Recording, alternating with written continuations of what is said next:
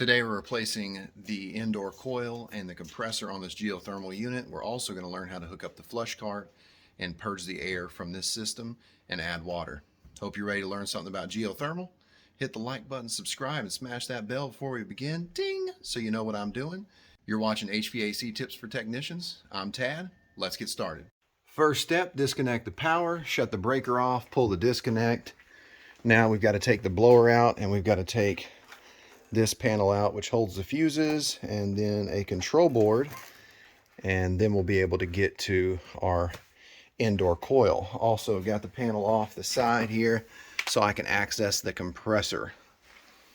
And I've got my filter for my flush cart, and I've got my plug so that I can go from the plug that goes to my flush cart to a standard 110 volt receptacle. We got the torches, vacuum pump, nitrogen. This is the flow center. I'm going to take this gauge off right now. The pressure is, looks like 20, but it's not running, so we really don't know what the pressure is. So I'm going to take this off, and we are going to switch these around. I'll show you how we do that in a moment. Got the blower loose. We had 3/8 screws right here, and then these little bolts here held this other side in. So now if this is loose, we can get it out of the way. Got the sound blanket off of the compressor. Got a 1/2 inch socket. Take out these bolts. This has a solenoid here, and this is a 2-stage compressor. Okay, so there's a harness here, and then there is a solenoid here. So 2 stages.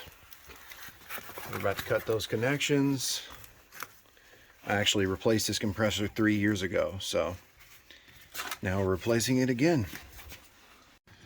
Taking some tubing cutters and cutting the connections for that indoor coil.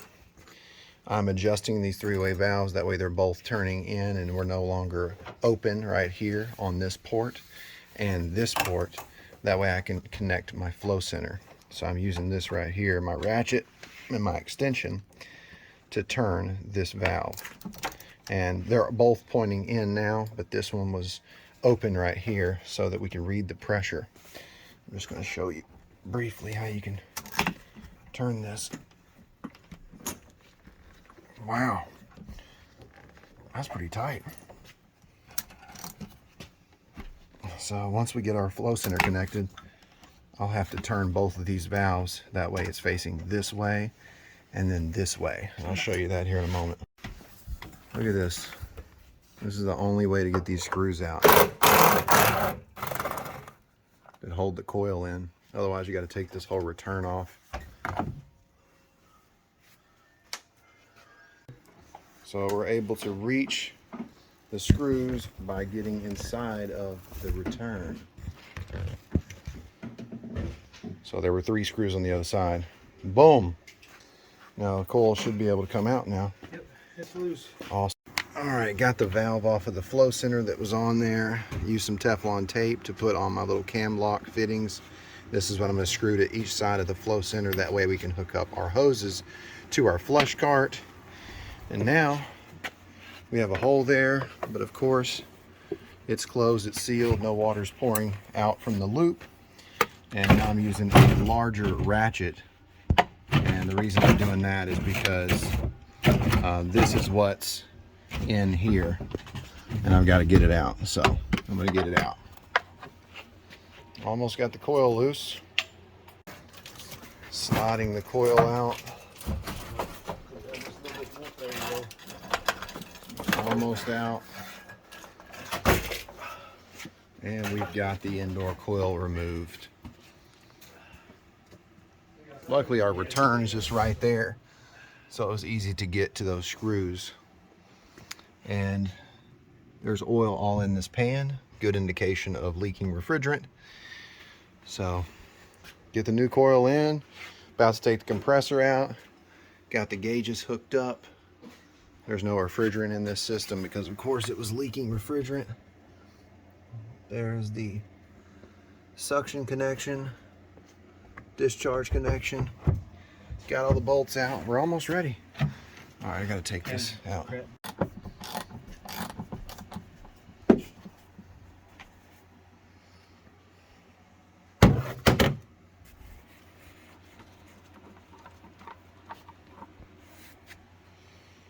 Beautiful.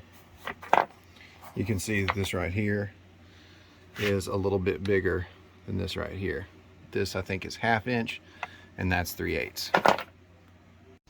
All right, I'm going to go ahead and connect my hose, even though I'm not necessarily ready for the flush cart right now. See, that's how the cam lock fitting goes on. Very easy. Boop, like that right there. And then that will be the supply. And there's one more right here. A little harder to get to, but you got to make sure they're on there, because if they're not on there, it ain't good. We do not want to flood this entire house. Flood the entire basement. All right, I'm going to work on getting this compressor unwelded and get the new one inside. And then we're about to install the indoor coil and get that done as well. So let's go. All right. Careful not to crush it. Is it coming off? No, the backside really needs some. A little bit if you can get lower over the top there. Oh, it's not heated up all the way. Got it.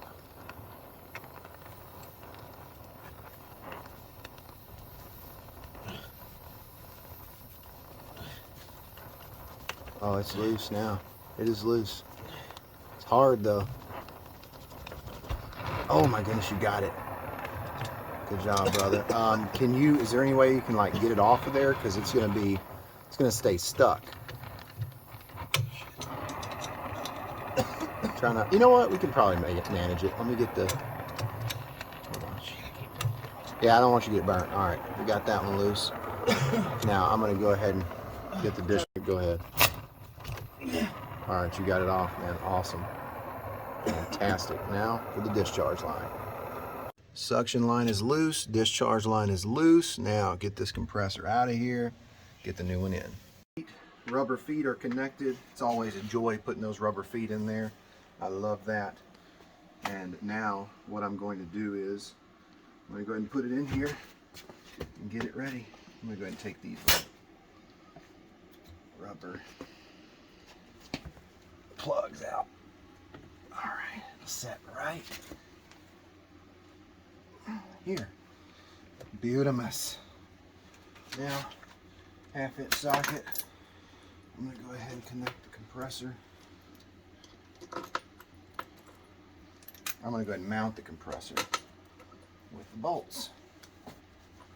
Get that done, and we'll braze in our suction and discharge line. I got this side, Nick's got that side over there, so I just passed him the torch for him to finish up. And once we get the coil installed, then we will hit it with nitrogen, pressure test it, and then hit it with the vacuum. All right. Oh, there should be a little advice. If you ever crack the pan, like we have done on a couple of these, because it's so hard to get the coil out of there, there's not a lot of room without taking most of the duct loose. Don't worry, hit it with some silicone, some Flex Seal, and wait for it to dry, and then put the coil back in. You're good to go.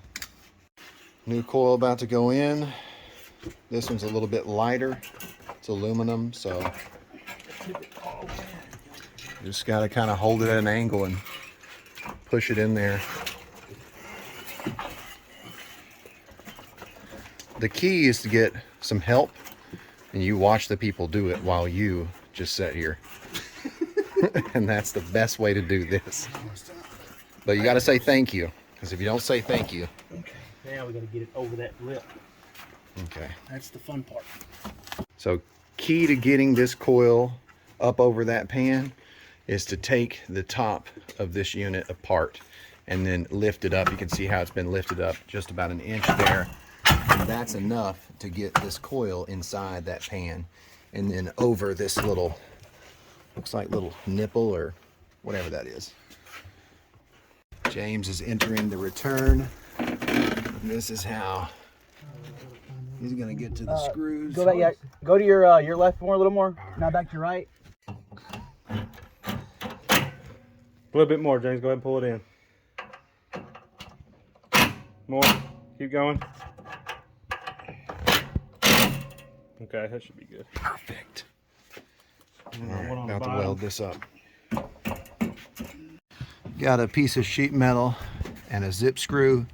Screwed it right here. That way I don't burn any of this insulation while I'm using the torches to braze these two connections into the indoor coil. So much better. So much better.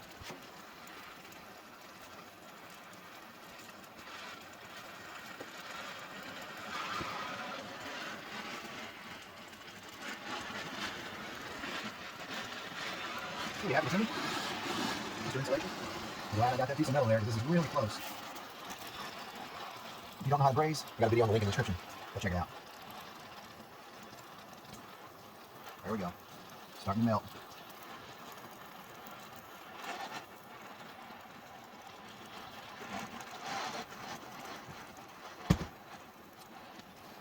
Alright. Now I'm going to bend a little piece. Take it around the back side. Get the bottom part.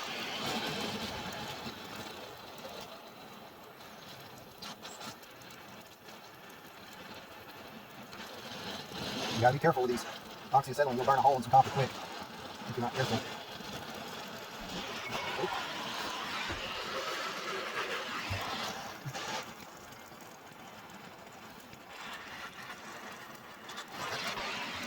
I think I got it. Can you clean this up a little bit more? Okay. Put some nitrogen on it. All right, putting some nitrogen in the system, checking for leaks. Beautiful. Beautiful. New indoor coil, new compressor. Got to put the harnesses on, wire it up, and we're about to hook up the flush cart and start it running. Got to put that blower motor in, and then got to screw this panel on. Remember to put the blower in first before you put this panel on, otherwise you won't be able to get to the screws. Oh yeah, it's plenty of pressure. Putting the blower in. You can see how it hooks on those bolts in the back. And then you angle it up. Make sure you got a 3/8 bit. You gotta get it in behind it. There you go. Drop it down a little bit. All right. One screw to hold it in there.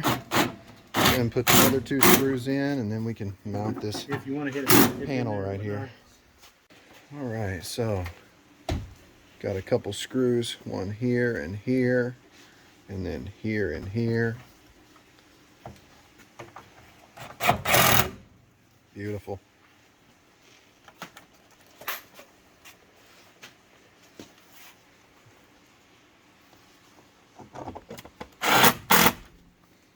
This panel's almost mounted. Now let's get the flush cart. I'll get the vacuum pump on and then get the flush cart. Got the filter on. Put this down in here.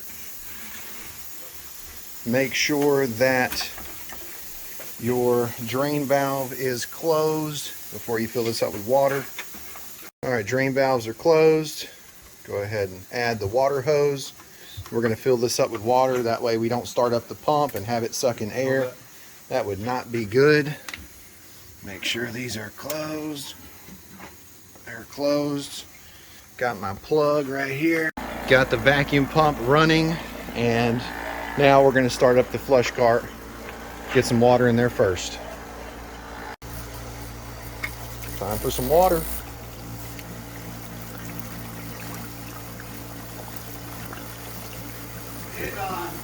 Yeah, we're good.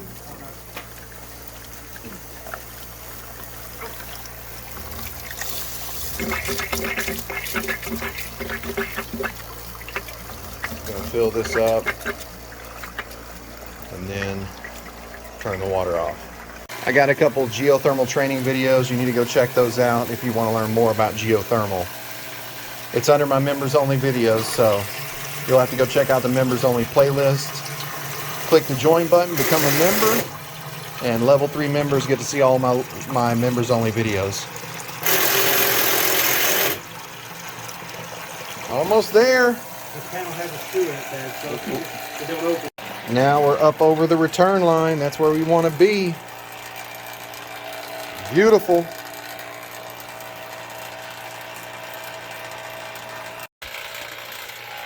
Now we're going to adjust our valves. That way we are pulling from the loop and we're flushing the loop, okay? So we'll take this, we'll turn it, like that right there.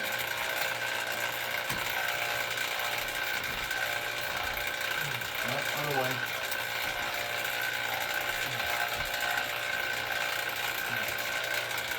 And that right there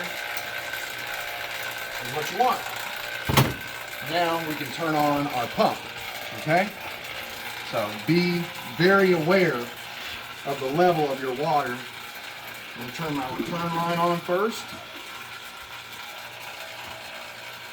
And then I'm going to turn my supply line on. And you can see the water goes down a little bit.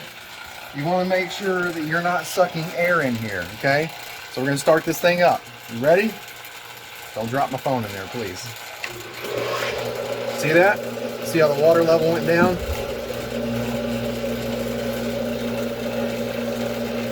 And as this runs, we need to add water accordingly.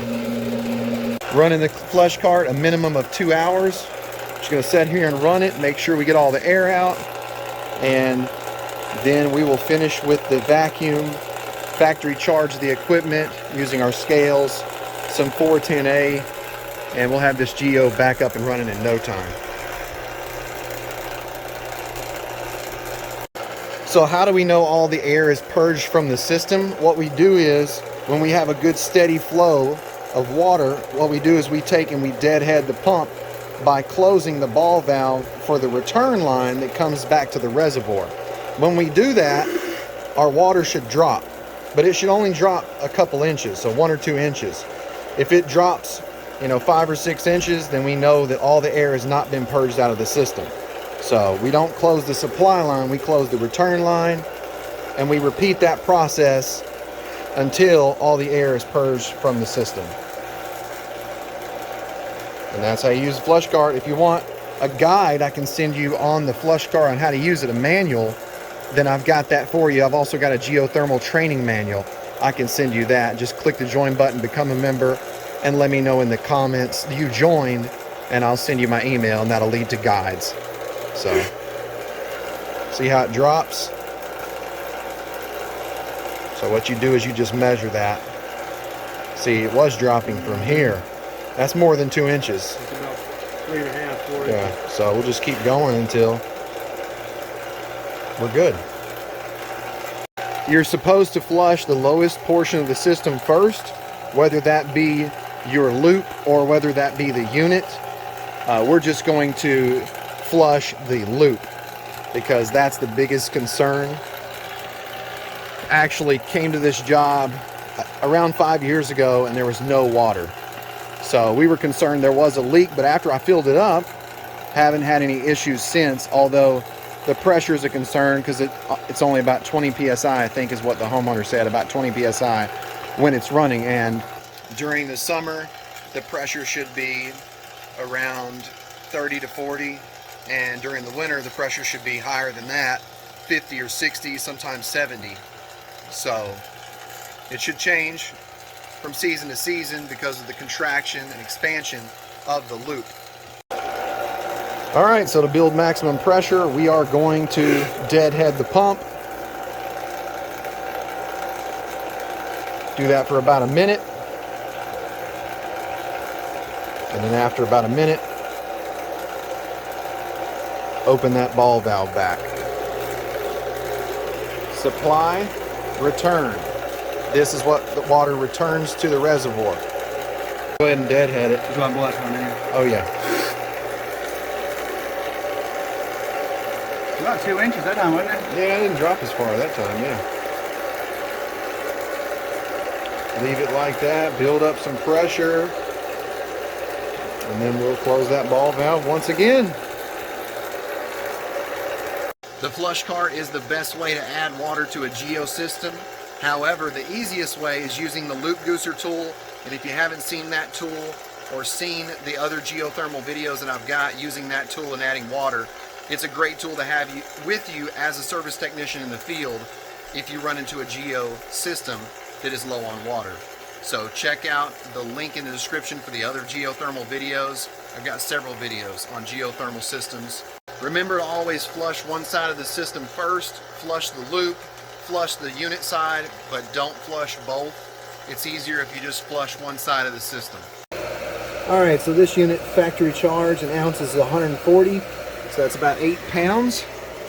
So scales zeroed out, and we're gonna go ahead and add.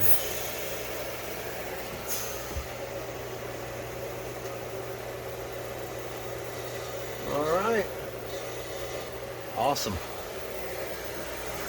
Got the compressor wired in, new capacitor.